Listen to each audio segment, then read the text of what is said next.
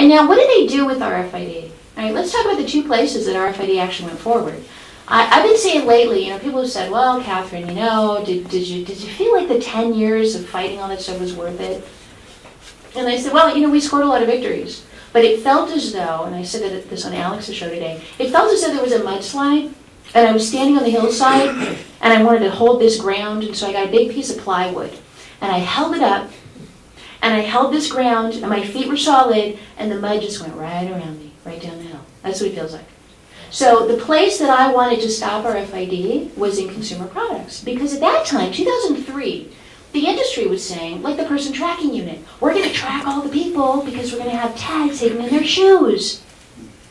And so I said, no, you can't do that. Tags that people should know. So we did boycotts, we did protests, we did everything, and we stopped it. I've actually been told that we did $500 million worth of stoppage to that industry, that there was literally $500 million of investment.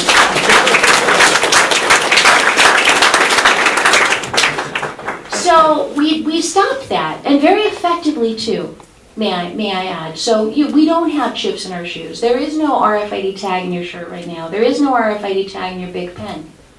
But here's the bad news. There's an RFID tag in your credit card. So where is it? Now, my fear was if they put it in your shoes, then they'll start putting it other places, and then they'll track you. Well, the real fear, and I probably should have just been open about it way back then, is that ultimately you won't be able to buy or sell without it. Well, how do you buy and sell? Nowadays, with a credit card. And that's right where they put it. And where else are they putting it? So the two places you don't want it, identity cards, because that's your number to buy and sell, and payment instruments, because that is buying and selling. And that's right where they put it. Sheesh. So I got to tell you, so as I'm like lying in bed with no hair and no eyelashes and no eyebrows, and I have like random kids asking me if I'm pregnant because I was so bloated from chemo, I'm sitting there going, you know what? I really blew it. I really blew it. Because the whole time I was telling everybody it's a privacy issue, we got to fight Walmart. What I should have been saying is it's a spiritual issue, and we have to fight the beast. It's a different battle. So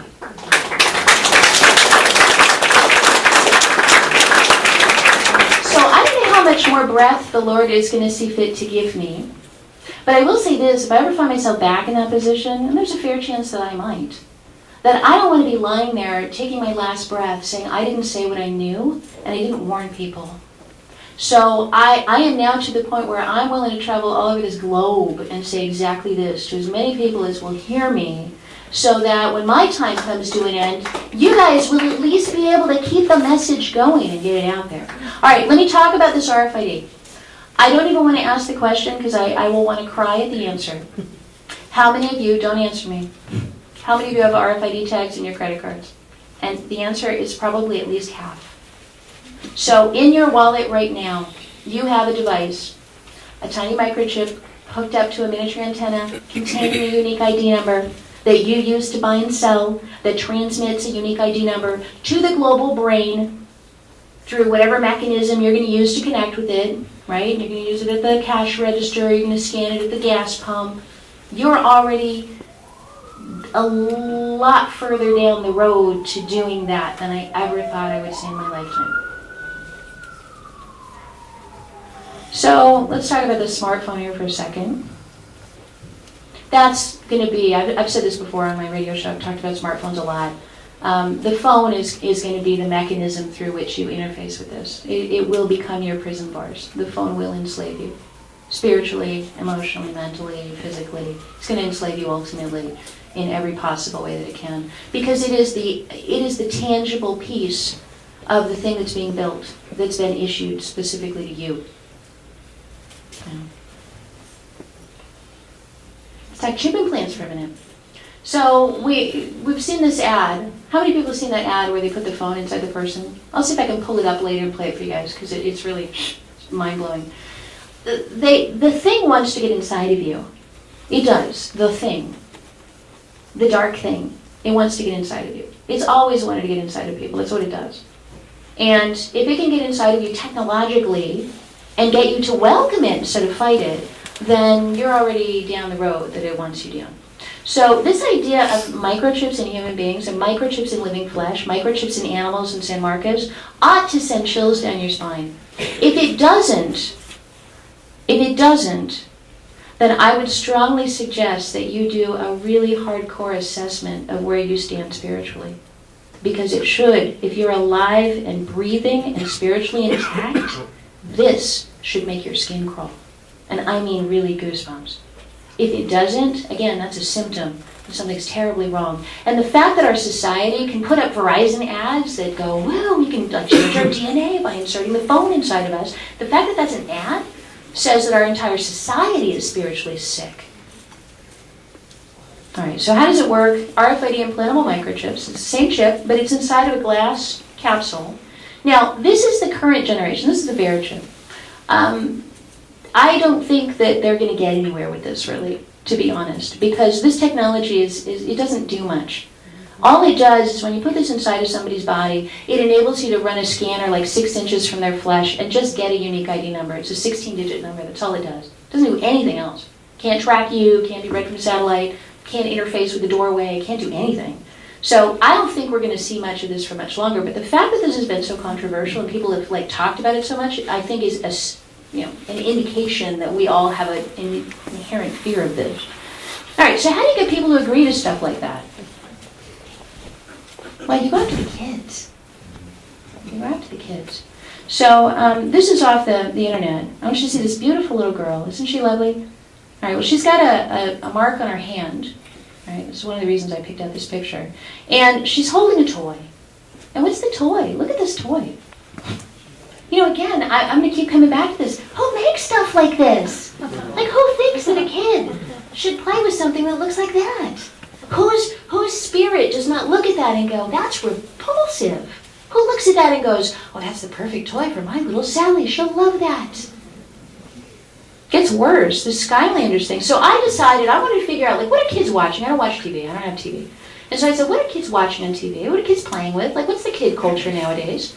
And so I looked it up, and the number one toy in America and the number one TV show among kids in America is the Skylanders. I was like, I've never heard of that. What is that? So I looked. It's this. Number one in America. And this came off of a coloring website for kids' educational development. You're supposed to print this out as a parent of your 5-year-old and let them color. Lovely. Yeah, take in mind the developmental domains of children. What else have you done today to develop your preschooler?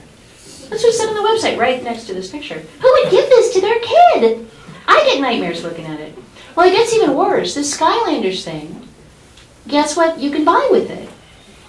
The portal of power. Guess what the portal of power is? An RFID reader. It's freaky. So you've got kids here. If you're interested in RFID technology, the portal may not be a bad way to get started. You can buy for your preschool kid this evil little toy with its evil little thing it's sitting on. I don't know, some people may know more about symbology than me, but it looks pretty evil. And you can set it on this evil RFID reader portal. And when you do, the video game on your TV makes this thing come to life. It brings this beast to life on your screen. And then you can maneuver it and use it to kill stuff. 5-year-olds playing this. You can see videos on YouTube of these kids. I love my Skylanders toy. And the kids look like they're completely whacked. You notice kids are getting weird lately? Yes. Yeah. All right.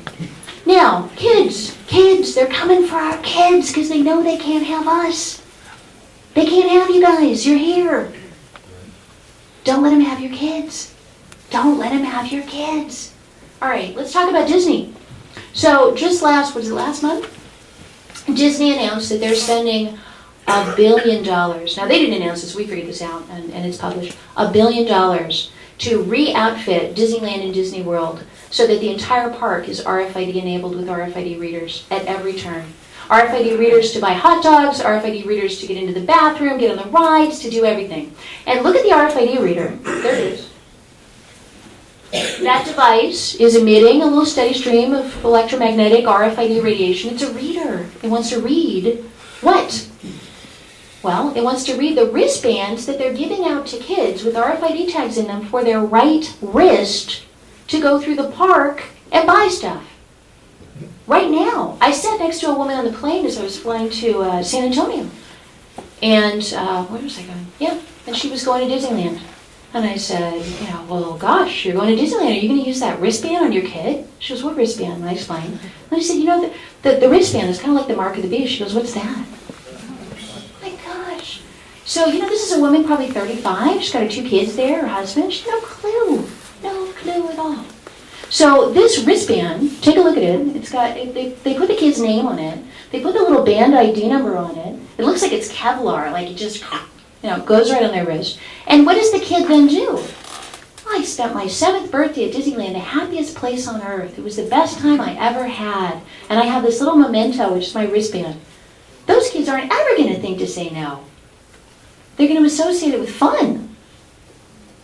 $1 billion. So let's talk about $1 billion. Why would you spend $1 billion to do that? Think about how much money that is. That's not $1 million. It's not $10 million. What would it cost to retrofit Disneyland? $50 million? $100 million? $250 million? What could you even spend $250 million on at Disneyland? And would it really bring in that much more income? Come on. No, why would they spend $1 billion on those guys? It makes no sense at all. Until you realize that Disney is really a research institution. Look it up. And Disney is not in the business of being the happiest place on earth to make you have lots of fun, just like Google is not in the business of answering all your questions. Disneyland is a self-contained city. It's got bathrooms, restaurants, hotels, everything all in one place. So if you wanted to figure out what a world in which every single movement and action was tracked, and in which every single person was tracked, what better place to do that than at Disney?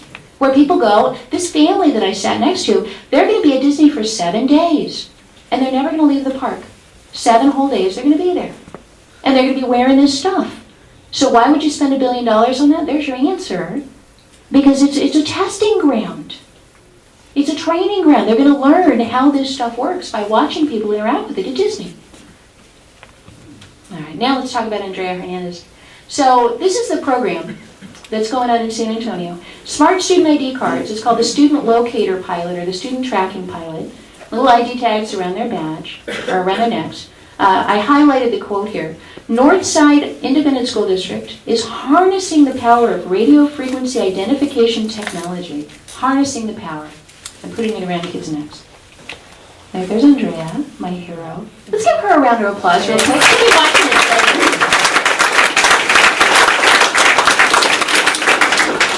So I'm glad somebody out there said no to this. Right. The school district has said out of 4,200 kids, only 2 parents have spoken out against it. As though everybody else loved it. They picked the poorest district in San Antonio.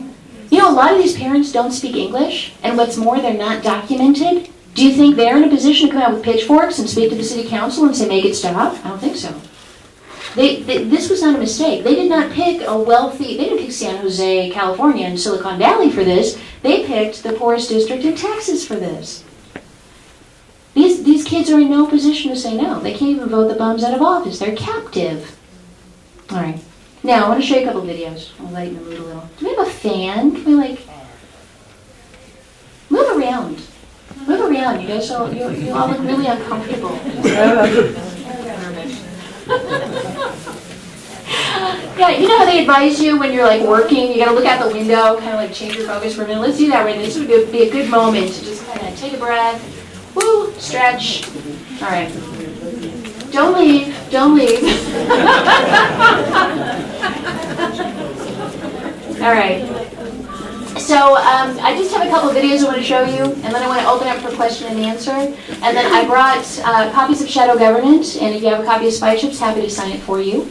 And let me tell you, this one was the one I really wanted to not be bald and sick with chemo, because I really wanted to go to Coachella and make this stop. So Coachella Music Festival, it's like Woodstock. It's this huge festival out in the middle of the Coachella Desert, the desert in California. And what they did was they issued wristbands with RFID in them through the mail to all the people who went to the event.